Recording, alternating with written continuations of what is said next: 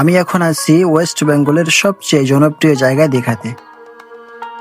আর দীঘা এসে সন্ধ্যায় চলে এলাম সমুদ্রের পাশে স্বপ্নের মতো একটা জায়গায়, ঢেউসাগর পার্ক।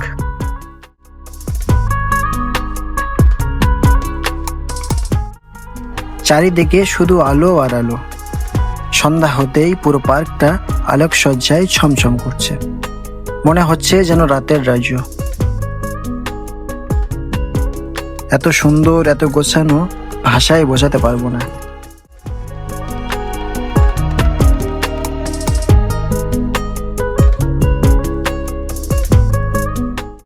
আর বিশ্বাস করো, দিনের দীঘা আর রাতের দীঘার মধ্যে আকাশ পাতাল তফাৎ।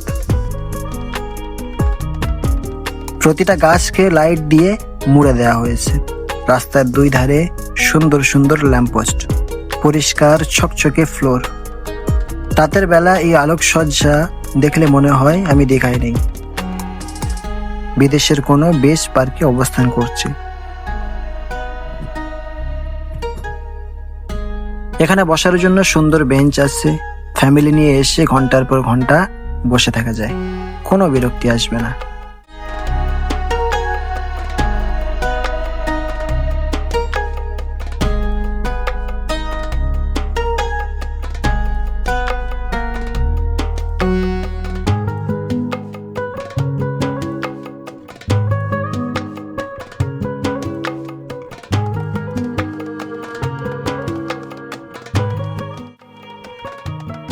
সমুদ্রের দিক থেকে ঠান্ডা হাওয়া এসে গায়ে লাগছে, আর সেই হাওয়ার সাথে মিশে আছে নোনা জলের গন্ধ। এটা যে কি শান্তি, তা এখানে না এলে বোঝানো যাবে না। হাওয়াটা এতটা ফ্রেশ যে শহরের সব দূষণ, সব টেনশন মিনিটে ধুয়ে যাচ্ছে। সত্যি, প্রকৃতি আর মানুষের হাতের কাজ যদি একসাথে মেশে, তাহলে এমনই হয়।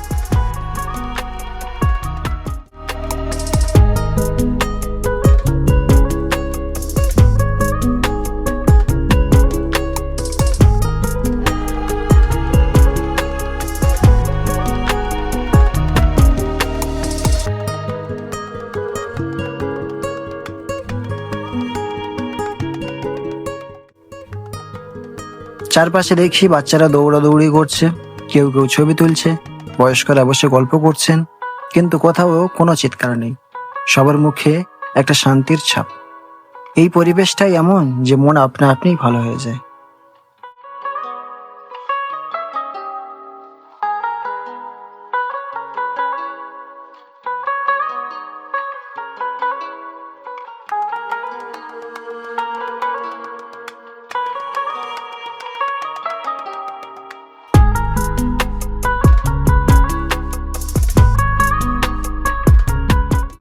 টয় ট্রেনের টুং টুং শব্দ, বাচ্চাদের হাসি আর ঢিল ছোঁড়া দূরে সমুদ্রের গর্জন, সব মিলে একটা সঙ্গীত তৈরি হয়েছে। দীঘা এসে হোটেলে বসে না থেকে যে এই পার্কে 1 ঘন্টা সময় দেয়, তার দীঘা আসা সার্থক।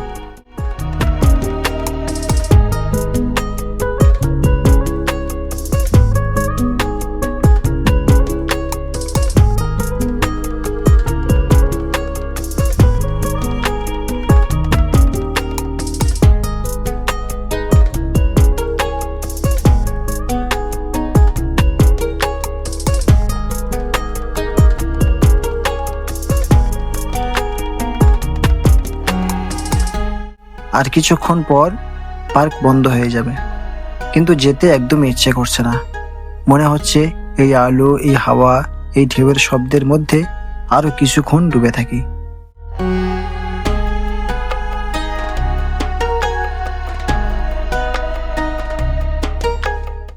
দীঘা মানে শুধু সমুদ্র স্নান নয়, দীঘা মানে এই ঢেউসাগর পার্কের রাত।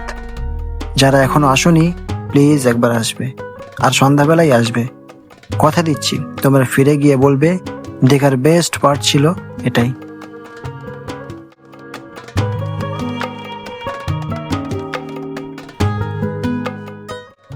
এটা শুধু পার্ক না, এটা আবেগ, এটা স্মৃতি, আর এটা আমার প্রিয় দীঘার একটা সুন্দর অধ্যায়।